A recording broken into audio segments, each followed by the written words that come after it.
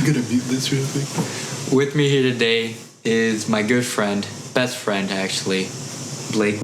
Some of you may know him, some of you may not. He's been with me since about 8th grade. Right? 8th grade? Yeah, 8th grade. It was 8th grade, late 8th grade. Yes. Great friend. But we both have to think about that. Yeah, dude, it's been fucking years at this point. But he has to come on, and I gladly said yes. I was actually very honored that he even came out to me and asked me. Today, I want to talk to you about something that has been on my mind recently, and I think that you have a lot of good introspective on it, and I think it goes in kind of your psyche. It's the idea that it's not that deep. It's a common phrase we hear today. I'm sure you've heard of it online or even in person. In person, comment section, social media. Yeah, it's everywhere. I'm sure some of you have even said it in your day. Whether jokingly. Dude, somebody's gonna comment on this and be like, it's not. It's not that deep. The phrase, it's not that deep. It's not that deep.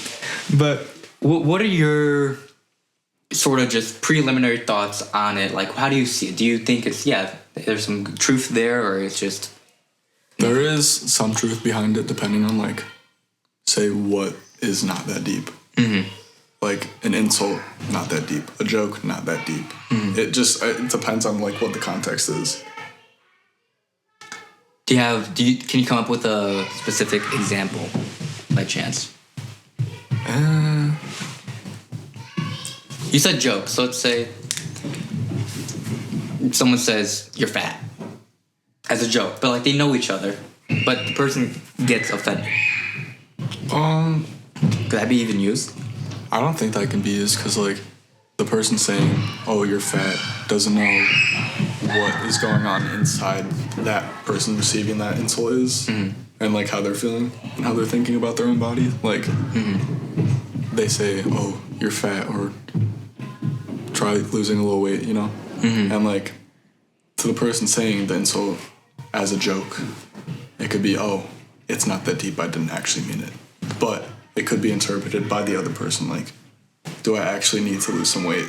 I don't like the way I look." And like it could really impact and like damage that perspective on how they see themselves. You know? Yeah, I see that. So to one person, it's relative. To one person, it can be that deep. To the other, it can't. So what trumps the other? Would it be the person that sees it as deep, or the person who, it's not that deep? Wait. Rephrase. So what's more important, the person who takes it as deep or the person who meant it as not deep? I'd say the person that takes it as too deep, because to like understand that person, you have to know what is actually offensive to them and what's not.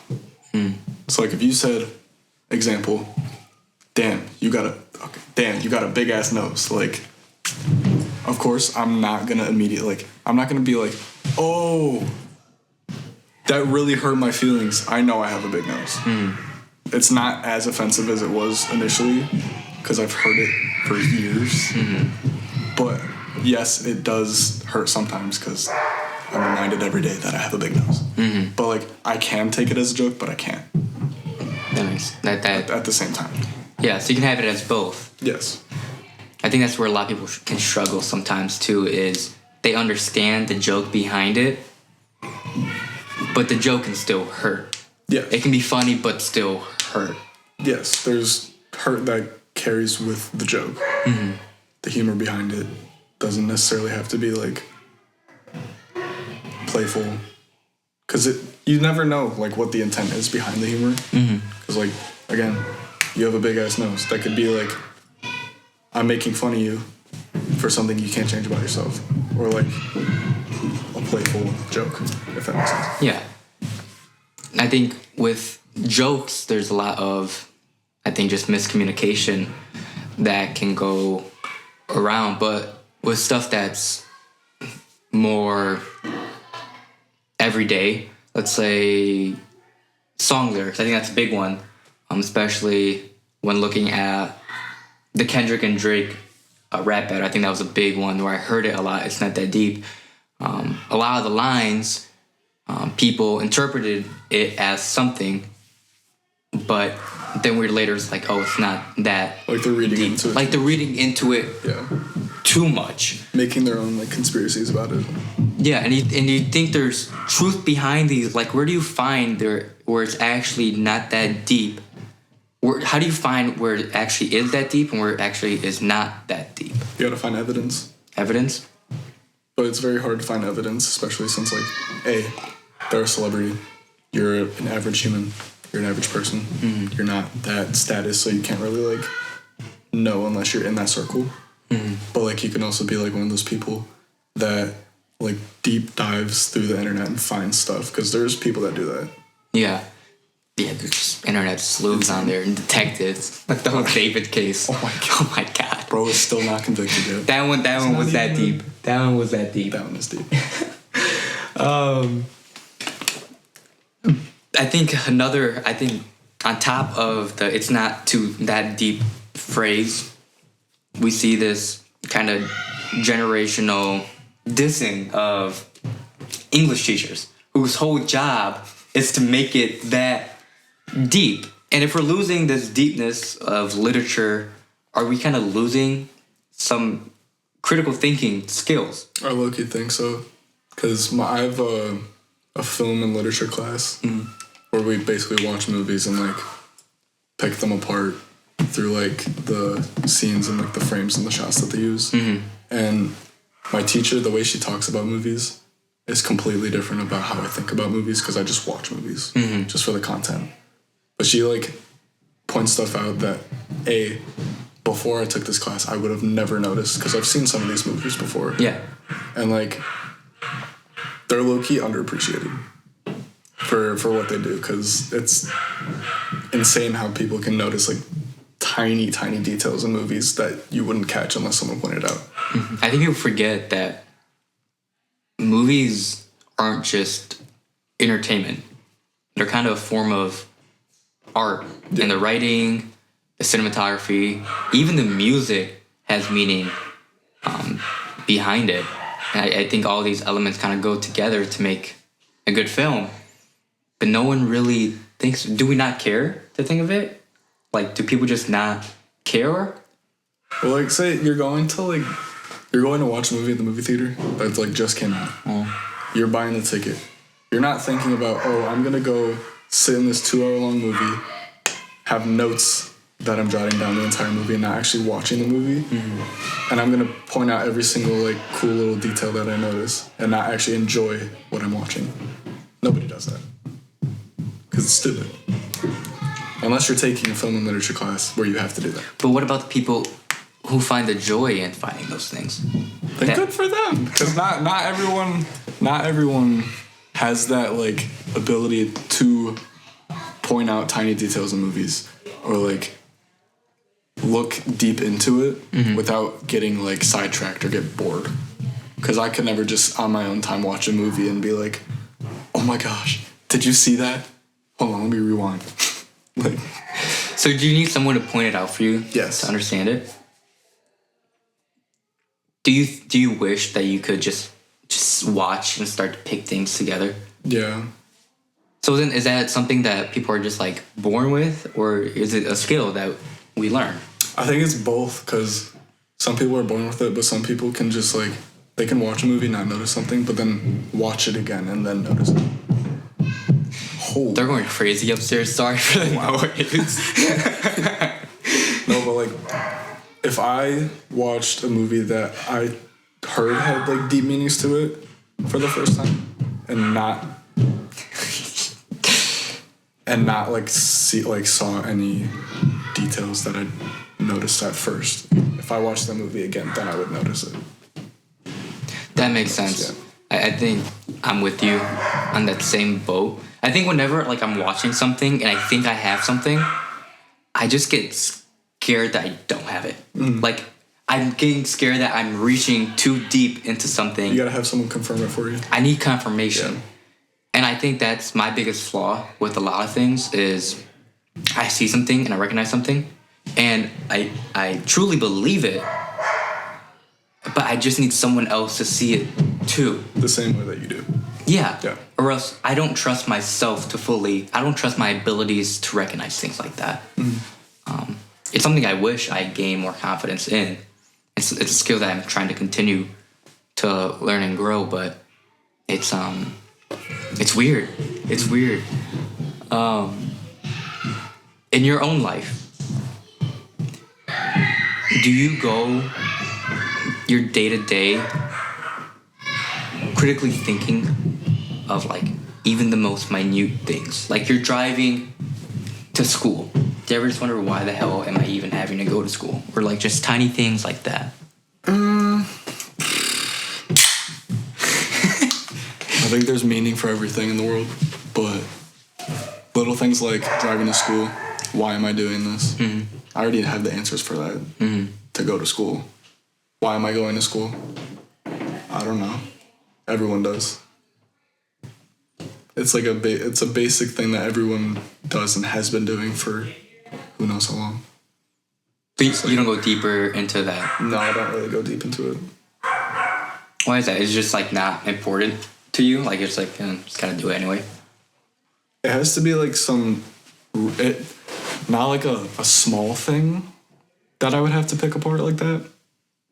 Like we'll say like a medium-sized thing. Mm-hmm. I don't have like a specific example, but like small things like driving to school are one thing that I would just be like, why am I doing this?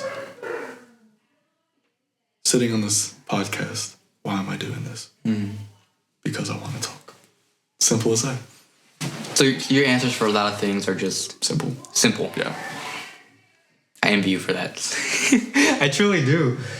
Because on my drive to school, I question it all the time. The point of even school and the whole system that we're a part of and have to live. Oh, excuse me, I drank too much Coke already. But with that, do you feel at peace then? I feel like that should give you some sort of peace. I think it does give me peace because my mind isn't all over the place all the time. Mm-hmm. I know you say, like, oh, I have to, you critically think about almost everything every day. That would be hell for me, I'm gonna be honest. Like, I don't think I can imagine waking up and just questioning everything around me. I think I would be horrified to even, like, get out of my bed. Why am I laying on my bed right now? That would be horrible. Oh my God. It is. But you have dealt with mental health in the past. Anxiety being one of them, I remember. So our anxieties are different. How does yours kind of look like? Fear and uncertainty kind of ties into that. Like when I'm unsure about something, like entirely, it's kind of bad, but like when I half know, it's really bad. I don't know why that is, but when I like half know something, but I'm unsure, and I don't have anyone that I can get a confirmation about whatever I'm like half sure about, then I like panic inside, like internally. And it's just like, how can I fix that? I don't know. You don't know. Yeah. Yeah, you can't really. I mean, you don't know. You can't know what you don't know. Yeah. So, like, are there any ways? I think a lot of people themselves struggle with that. Is there anything that you found that kind of helps? Or are you still kind of on your journey of figuring that out? I think I'm still on the journey of figuring that out. But when I have those like moments of uncertainty and I don't know who to turn to like help me figure that uncertainty out, I either turn on music, which is something I do every single day, or I turn to God. God. Yeah, you go to church every Sunday. Every Sunday. the initial service and then youth group. How's that helped you? What have you learned from that? With like anxiety and stuff. With anything, what are the benefits from it for you? I'd say community is like one of the biggest benefits from that, because like you have your community outside of church, your community wherever you live, your community at school. But then if nothing feels like normal, it all circles back to your church community. And I've had that all my life, and I think like just community in general is just beneficial to your well-being, and it like shapes your personality and just you as a whole, because like you have similarities to like my small group. Everyone's different, but everyone's the same at the same time. We're all connected in some sort of way. I think community is something that a lot of people, especially in the high school age, struggle with. Not just because you don't have people, but because the people you have, you feel like aren't really there Yeah. for you. Do you think the people at your church are there for you truly through and through? That's a wonderful thing to have, that security. And that must definitely help with the uncertainty of other things, having that security. Do you think has that kept you stable through a lot? Like having someone to turn to. Yeah, definitely. I have two small group leaders. One of them I've known pretty much the entire time I've gone to this church, and all it takes is one text and he's there and talking me through whatever I'm going through. And it's a great tool to have, you know. Like, I don't even know. You know, it's just like, it's nice to have. Like, somebody be there like that, like one text, and They're just right there. There. Yeah, Right there. they're there. For those who are maybe of a different faith, who don't really have this same kind of community, and I know there's still levels to it, of community within every religion, just maybe not the same as yours, and they're looking for something more, or people who aren't religious at all. Do you think there's ways for them to find what you have found in the church outside of it? Or is the church the main way? Like, you're saying there's like barriers with different religions? I'm saying that every religion can be different. A lot of them are similar in their teachings of love, happiness, and all that. I mean, there's a lot of differences, don't get me wrong, it's a whole other thing. Yeah. But like with your church specifically, that community aspect is heavily built upon. I think with a lot of Christian religions, that is heavily built upon that level of community. So I guess I'd say mainly for those who aren't religious. Is there ways to find these communities and safeties outside of a church?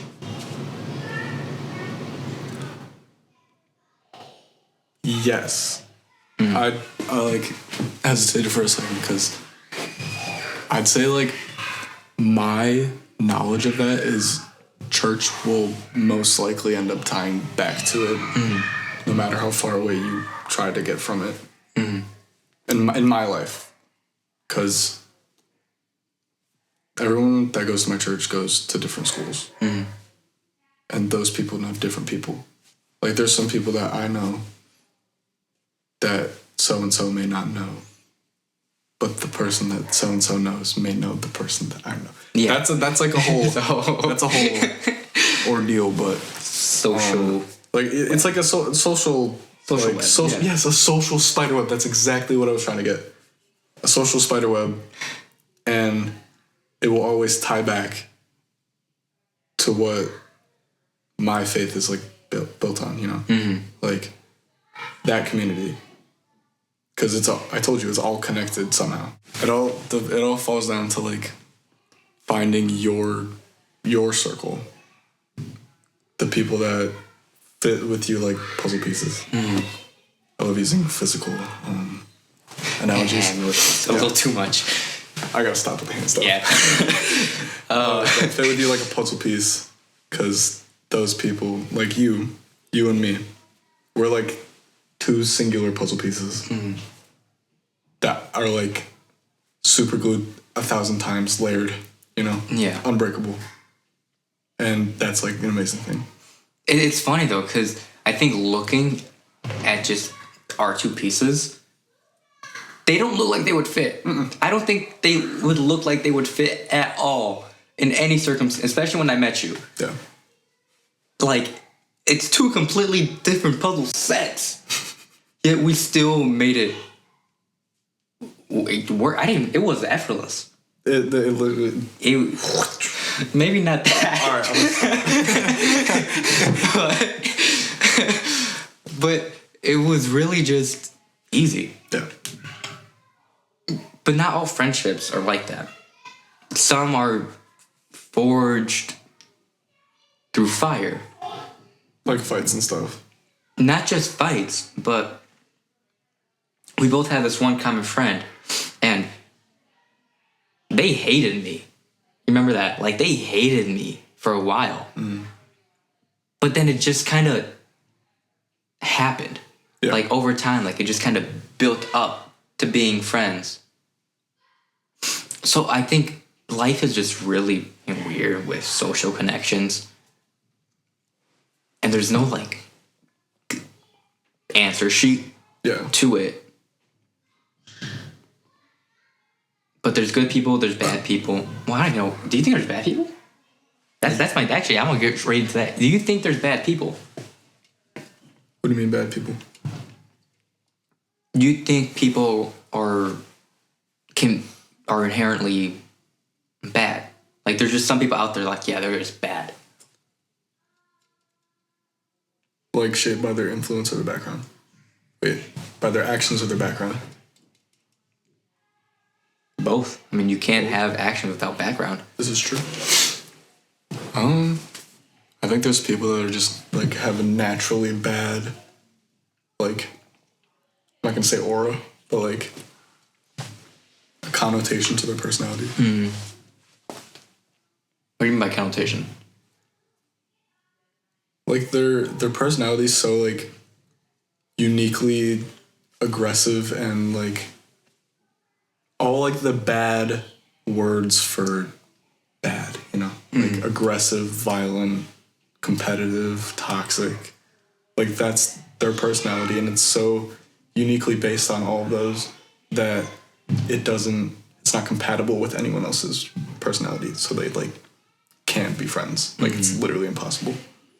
Like, I think people can be bad. So I'm trying to tie this in. I lost my train of thought. But do you think it's possible for these people to become good? I think it's possible for like influence to rub off on someone. Like friend group of 4. 1 out of the 4 is like bad. And then the other 3 have their own uniquely good personalities, and it slowly like chisels away at the bad personality and like shapes it, like reshapes it into not like a copy and paste of those personalities, but like a combination. But like, can it go the opposite way? The bad chip at the good? If it's like, if the people are easily influenced, like if the good are easily influenced by the bad. Like the team leader or something. I don't know. Yeah, group leader. Group leader. One of the most common things that I hear a lot of people, at least older people, say is you become who your friends are. But then it comes to question, who's really becoming who? If I'm becoming you, Who am I becoming? who are you becoming? Am I staying myself or am I becoming you? So that's really, or is it just a trade-off where it's both?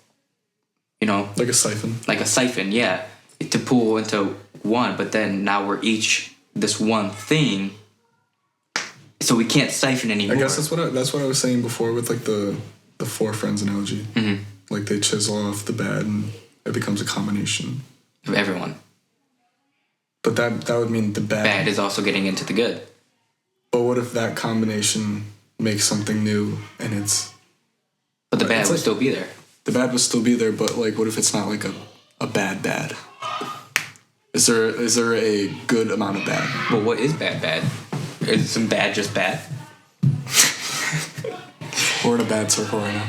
It's a really hard and complex topic because people are so unique that one person is going to rub off on another more. Some people are more influenced by others than others. Some people are able to rub off on people more than others. Yeah. It's like sandpaper. Yeah. So I think each circle is unique in their dynamic of who's rubbing on who, who's rubbing off on who. What are we talking about again? Oh my god. This podcast has already been off to a very different one than the other one. But I think our group that we have is a good combination of everything. Yes. Good influences on everything. Some bad. But I think that's normal. I think that's just part of the human experience. I know what you're referencing. Yeah. It's not necessarily bad, but... It's subjective. It can be looked at in different perspectives, but moving on. How do you think people who feel like they're stuck in this kind of place of I want to be better, but everyone around me seems to be doing better, but I'm still stuck here? Because you're already surrounding yourself by good people.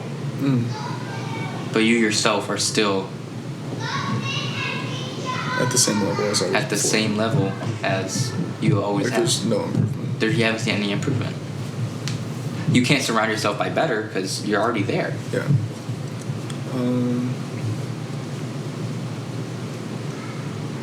That's a good one. It's a really good one, dude. Props.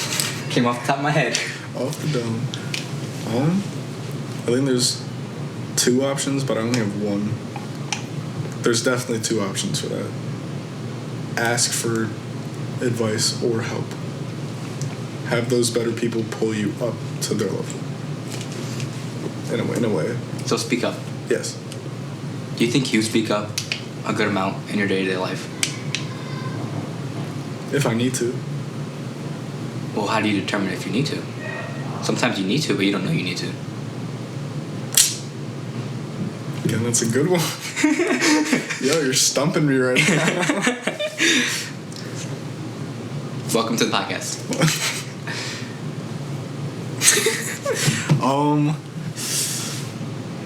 I guess there's really no way to like know exactly when you need that yank. Pause. It could depend on the people that you're surrounded by and their ability to notice that you need that. But sometimes it's impossible for them to. Like I could need help. I need to be pulled out of this hole that I'm in right now, and you would not know. At all. Unless I said something. I think that is a scary reality for a lot of people that we live our day-to-day lives with. Never know what anyone's going through. No, you never do. Which is kind of why I started this whole thing. I posted the other day, it's not about you yourself being open and vulnerable. It's convincing others it's okay to do the same thing. Yes. Because there's people like that. They don't know what the hell to do. They don't want to speak up. They're scared to speak up. Because what if it's not that big a deal? But everything's subjective.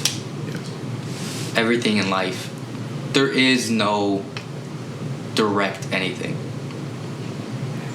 So to that I say, just speak up. No matter what, no matter how insignificant or significant you think something is, I think the right choice is to always speak up. Now here's a question for you. That idea, I don't go to church that often, so I want to hear from an insider. Do you have a similar perspective within the church or even within yourself? About? My philosophy or idea behind. Like speaking of? Yep. There's been a couple of like sermons on mental health. That was like months ago. I don't remember exactly what they were on, but it definitely did. I'm pretty sure it covered like speak up, like what you were saying. Like nobody will know what anyone's dealing with unless there is a clear sign, or if something is specifically said, oh, I'm struggling.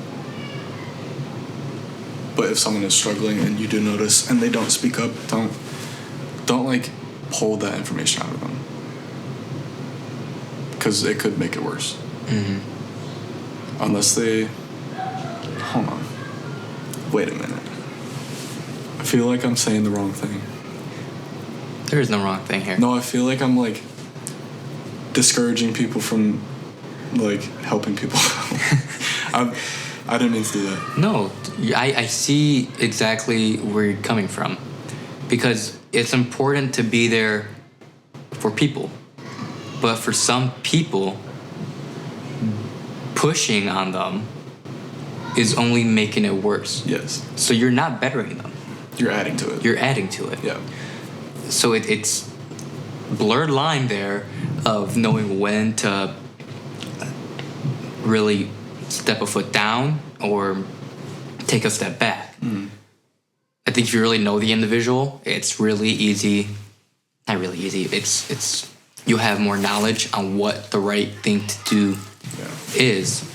But no, I don't think you were discouraging people to help at all. I basically just said if you think someone's struggling with something, don't approach them and ask if they're struggling with anything. That's basically what I just said, bro. But it's hard to, because then what if they're not? What if they're not struggling? You never know. You never know. You never know. And it's like, I think that idea of like, what if they're actually struggling? It's the second guessing that gets a lot of people to do anything besides just asking people for mental health. That second guess is always what sets people back, I think. Yes. It's, you're confident, you're good, but what if? But what if they are struggling? But what if? Pray on it. That's what I would do. Pray on it? What would you suggest for me then? Someone who isn't necessarily religious. I'm religious. You don't have to be religious to pray. But for me, let's say I don't believe praying does anything. There's actions that have to be outside of just praying. Or do you think praying's the answer? Or do you think there can be both? I think there could be both. Because like as someone who believes in God, praying is definitely like top option for me. If not, then the direct approach, which I said not to do, but like the, hey, are you doing okay? But then it can also tie into the praying thing, because I could be like, hey, are you doing okay? If not, can I pray for you? keep in mind, everyone, we don't have the answers We to don't have the answers. jack shit. We don't. We're just We're spewing what we have learned in our limited capacity of life. And I think there's a lot of truth in it, but I think there's also a lot of nuance in it as well.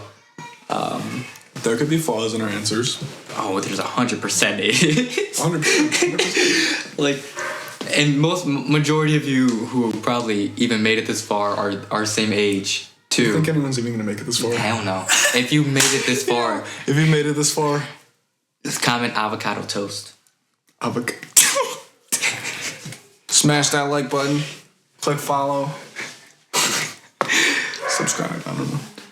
Turn on post notifications. Turn on everything, man. Turn Come on, everything. chat. I think we lost our podcast. No, we didn't lose. Just the kidding. podcast. It's been a good episode. It is. I really enjoyed it.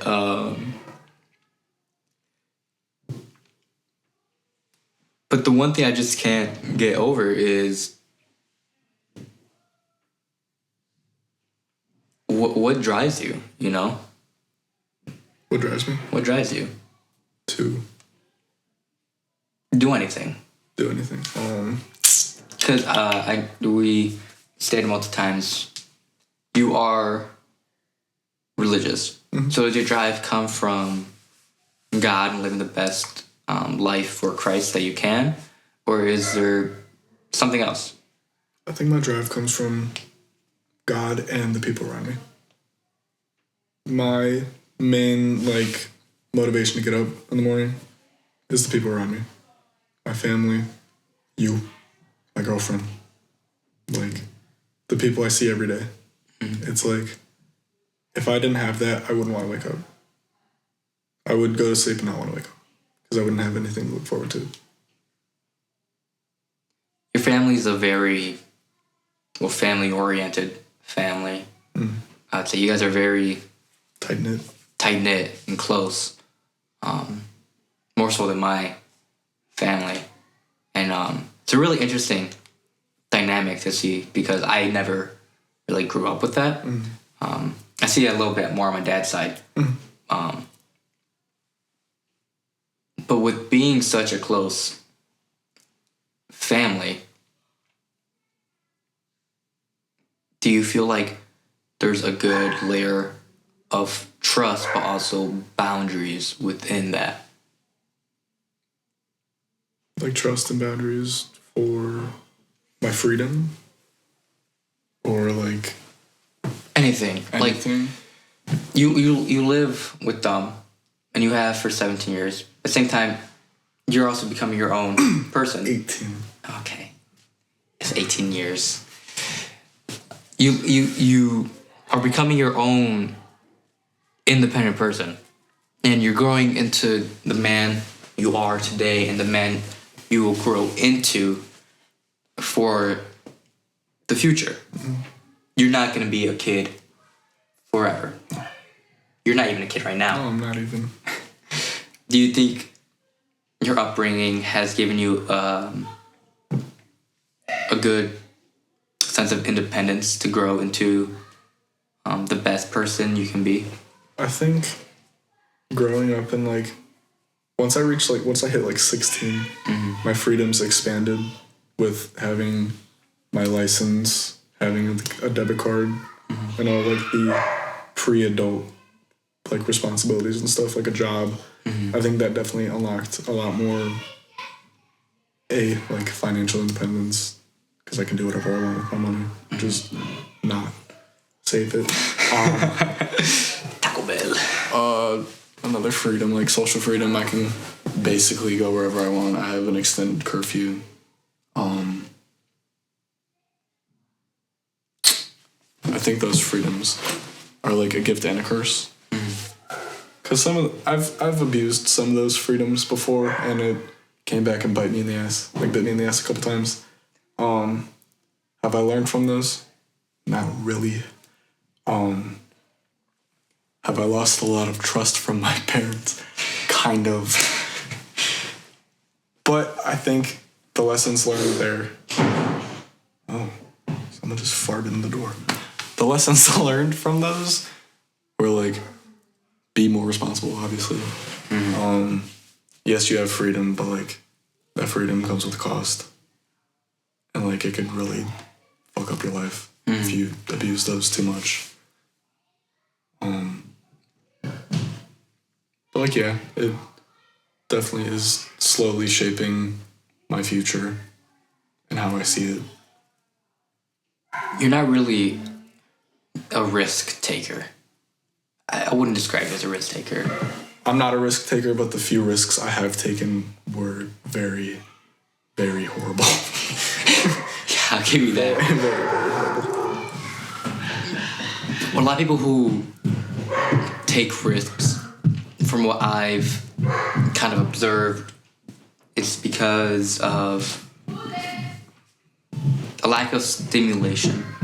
That's the best way I can put it. These people often smoke, vape, smoke weed, whatever. Drink any sort of kind of adrenaline drilling activity. But you don't seem to have a need or want to kind of go out and do reckless shit. I'm a homebody. You're a homebody. Yeah. Do you like being a homebody? I mean, like, example, Halloween parties, if I enjoyed going out and being in a public space where everyone's intoxicated and I don't know anybody, cool. But that's not who I am. I don't like any of that. And I wouldn't even make it to a Halloween party because my parents don't trust me. And my parents are going to be like, your set curfew's like 10 o'clock. And my only excuse to go to one would be like, oh, I'm DD. I'm designated driver, bro. Like, but I just don't have the interest or like the attraction towards those kinds of like social events. Have you always been like that? Yeah. I've never wanted to go to a party that anyone has ever thrown. But you're very much a social person. Don't get me wrong. Yeah. You're very sociable. Like, I can put you in a room with anybody and you would probably make friends with them. And I think that's a great skill about you. You're kept to yourself, kind of introverted, but you are sociable. Now, was this a skill that you learned, or have you just like naturally been like this? I think I've naturally been like this. Cause like my dad, very sociable. Used to like church would end, bro. We'd be there for an extended like 30, 45 minutes because he'd just talk to one person, go say hi to another person, start a whole nother conversation, and just be waiting there. I think I got that from him. Both my parents have like sociable jobs. My mom's a realtor. My dad does like tech stuff where he has to like answer phone calls, fix people's computers and stuff. I think that it's like a natural born skill. I don't think I like picked it up anywhere and just like took it and ran with it.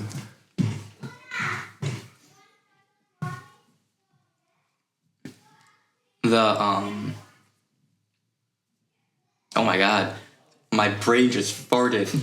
Oh my god. But that's the way that you present yourself. Do you think it really encompasses you as a whole? Like the way people look at me and they see, oh, that's Blake. Do you think that's really you? Yeah. I mean, like, my clothing style definitely has changed over the years and it suits me now than it did before. Like, I wouldn't be wearing this in, like, middle school. Yeah, no. Nah, not at all. Where's the flannel, man? Where's the flannel with the hood? Like, fuck it, I'm about to get earrings on Monday. That's not me. I'm just trying something new. Like, I wasn't wearing fake chains in 8th grade. I didn't have expensive shoes.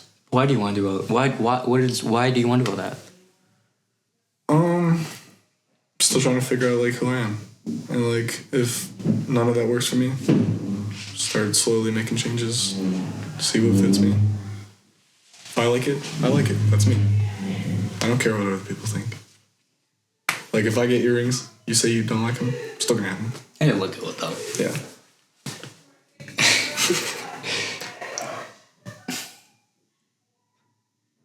So you're still in this process of finding who you are. Mm-hmm. Do you think you'll ever truly find who you are? It's hard to like map that out. So I don't even know what I want to do after high school. Mm-hmm. Could be like 20, 30, maybe even like 80 years before I figure out who I am as a person. Mm. You're at the spot in life where you're young, but everyone's telling you need to figure out what the hell you want to do for the rest of your life. It's a shitty system, but it's the system you're in. But you don't know that. So what's kind of your plan for the next year? How are you gonna make ends meet? I've been getting like suggestions from people around me, like my friends, my art teacher, definitely like one of the bigger influences on my decisions for the next year. I still don't know like what I want to do post high school. Most likely something in art. Mm-hmm. Finding a career, it's probably going to be difficult with my interests. I'll definitely figure it out, but it might take a while. So you're confident you'll figure it out? Yes. I'll definitely figure it out. It's just going to be difficult. I know it will be. Is there anything you want to leave people with? If skip to the end. Skip to the end. They got done with this whole. They just want to hear what's the one thing you want to tell people. Wait, I feel like I'm in one of those interviews at like a concert, and the girl's like, "What's one word of motivation you would like to tell?" That's exactly where you are right now. That's where I am right now.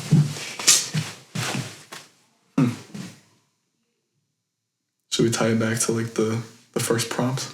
It can tie back to anything you want. Just whatever you want people.